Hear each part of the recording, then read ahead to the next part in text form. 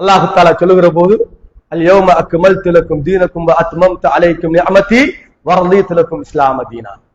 இந்த மார்க்கத்தை இன்றைய தினம் நாங்கள் பூரணப்படுத்தி விட்டோம் என்று அல்லாஹ் தஆலா சொல்லி முடிக்கல, அதை நாம் ஏற்றுக்கொண்டோம் என்கிற அங்கீகாரத்தை அல்லாஹ் தஆலா தந்திருக்கிறான்.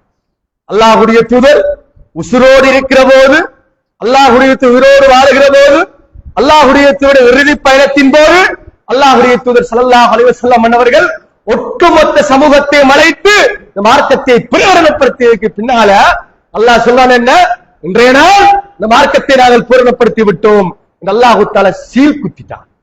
சீல் குத்தப்பட்ட இந்த மார்க்கம் அல்லாஹ்வுடைய எல்லா விதமான கண்காணிப்புகளோடும், ரசூலுல்லாஹ்வுடைய எல்லா விதமான நடத்தைகளோடும், சஹாபாக்கள் ரசூலுல்லாஹ் பக்குவப்படுத்திய எல்லா முறைகளோடும் அல்லாஹ் தஆலா பூரணப்படுத்தி இருக்கிறான் என்றா, இங்கிருந்து எங்கேயோ ஒரு ஆப்பிரிக்க நாட்டுக்கு போனோம், அங்கேயோ கண்கொள்ளா காட்சியாக இருந்தது, கொஞ்சம் இஸ்லாத்துக்குள்ள எட்பண்ணிக் கொள்வோமா என்று ஓடி வருவதற்குரிய மார்க்கம் அல்ல.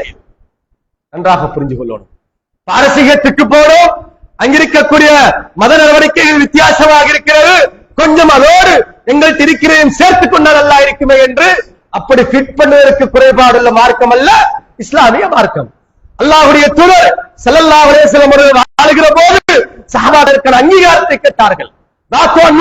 என்று சொல்லப்படுகிற ஒரு இடத்தை சஹாபாக்கள் கடந்து செல்கிற போது அல்லாஹ்வுடைய தூதரிடத்திலே கேட்டார், அல்லாஹ்வுடைய தூதரே, இன்றைக்கு இந்த ராத்வன்வாத் என்று சொல்லப்படுகிற இந்த மரத்தை நாங்கள் கடந்து செல்கிறோமே, அல்லாஹ்வுடைய தூதருக்கு வாய்ப்பு தர மாட்டீர்களா? இந்த மரம் எனக்கு தெரியுமா? அன்றைக்கு நேர்ச்சைக்காக பயன்படுத்தப்பட்ட ஒரு மரம், அன்றைக்கு போராட்டங்களுக்கு செல்வதற்காக வேண்டி எங்கள் சிலார்களை ஆயுதங்களை கொள்வதற்கு பயன்படுத்தப்பட்ட மரம். இப்படி எங்களுக்கும் ஒரு மரத்தை தந்தால் நாங்களும் நேர்ச்சை வைத்துக் கொண்டு அங்கே கும்பிட்டுக் கொண்டு எதையாவது ஒன்றை பரக்கத்துக்காக வேண்டி வேண்டிக் கொள்வோமே, எங்களுக்கு நான் நினைதாருங்களே என்று ரசூலுல்லாஹ்விடத்தில் கேட்டார்கள். அல்லாஹ்வுடைய தூதர் என்ன சொன்னார்கள்? மூசா அலைஹிஸ்ஸலாத்துடைய கூட்டம் அவர்களிடத்தில் எங்களுக்கு முறையில எங்களுக்கு ஒரு கடவுள் வேண்டும் என்று கேட்டார்களே, அது போன்றல்லவா கேட்கிறீர்கள் என்று அல்லாஹ்வுடைய தூதர் ஒரு வித்தியாசமாக பயணத்தில் தடைப்பட்ட ஒன்று அவர்களுக்கு அழகாக விளங்கியது. ரசூலுல்லாஹ்விடத்தில் அனுமதி கேட்டார்கள். அல்லாஹ்வுடைய தூதர் மூசா அலைஹிஸ்ஸலாத்துடைய கூட்டம் செய்த பெரும் தவறை சுட்டிக்காட்டி பிழைகின்றார்கள் என்றால் உங்கள் பயணத்தில் கண்குளிர்ச்சியாக சிலதை காணுவீர்கள். அது மதத்தின் பெயரால் இருக்கலாம், விளக்குகளின் பேரால் இருக்கலாம், நடத்தைகளின் பேரால் இருக்கலாம், சிறப்பித்தலின் பேராக இருக்கலாம், எது வேண்டுமானாலும் இருந்து விட்டு போகலாம்.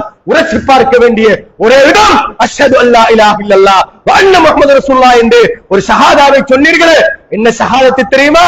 அஷ்ஹது அல்லா இலாஹ இல்லல்லாஹ், அல்லாஹ்வை நான் ரப்பாக ஏற்றிருக்கிறேன் சான்று பகர்ந்தீர்களே, அந்த சான்று உண்மை என்றால் அது எப்ப உண்மையாக தெரியுமா? அன்ன முஹம்மது ரசூலுல்லாஹ் என்கிற அந்த கலிமாவோடு ரசூலுல்லாஹ்வை நீங்கள் ஏற்றுக்கொண்டேன் சொன்னீர்களே, ரசூலுல்லாஹ்வை ஏற்றுக்கொள்வது என்பது அரைகுறையாக ஏற்றுக்கொள்வதல்ல, விருப்பத்துக்கு ஏற்றாற்போல் ஏற்றுக்கொள்வதல்ல.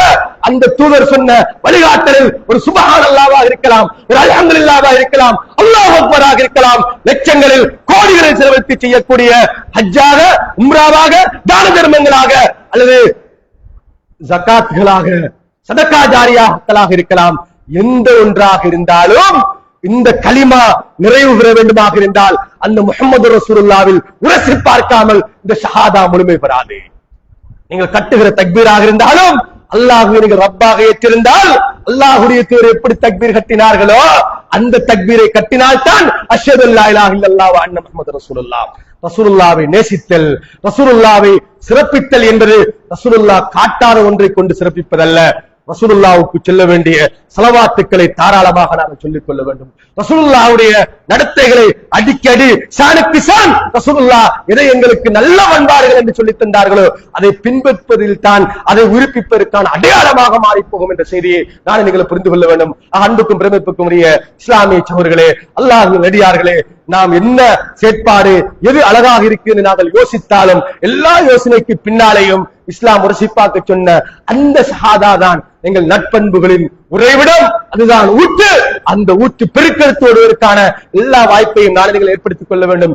என்னூடாக மார்க்கத்தின் பேரால் எந்த ஒரு அனாச்சாரமும் நடந்து விடாமல், மார்க்கத்தின் பேரால் எந்த ஒரு பாதிப்பும் நடந்து விடாமல், என்னூடாக மார்க்கத்தின் பேரால் நடைபெறுகிற எந்த அனாச்சாரத்துக்கும் நான் உதவி செய்யக்கூடியவனாக இருந்துவிடக் கூடாது என்பதில் மிக கவனமாக நாம் இருக்க வேண்டும். அல்லாஹ்வுக்கு சுப்ஹானஹு வ தஆலா திருமறையில் சொல்கிற போது தஆவனு அலல் பிர்ரி வத் தக்வா வலா தஆவனு அலல் இஸ்மல் உத்வான், நீங்கள் நன்மை செய்ய நினைக்கிறீர்களா, தர்மம் செய்ய நினைக்கிறீர்களா, உதவி செய்ய நினைக்கிறீர்களா? தாவனோ அல்லது பிர்ரி வத் தக்வா, அது உங்களுக்கு தக்வாவின் பக்கம் கொண்டு சேர்க்கிற அல்லாஹ்வுடைய அச்சத்தையும் பயத்தையும் உங்களுக்கு முன்னால் ஏற்படுத்தக்கூடிய விவகாரமாக இருந்தால் தாராளமாக நீங்கள் உதவி செய்யுங்கள். அது உங்கள் மீது அடர்ந்து வருகின்ற குர்ஆனையும் சுன்னாவையும் நேசிப்பவர்கள் மீது அடர்ந்து வருகிறார்கள் என்றால் அதற்கு உதவி செய்யக்கூடிய பிர்ரை இஸ்லாம் எங்களுக்கு சொல்லல. வலா தஆவனு அல்லாஹ் தஆலா கட்டளை போடுகிறான், உதவி செஞ்சிராதீங்க. எதற்கு தெரியுமா?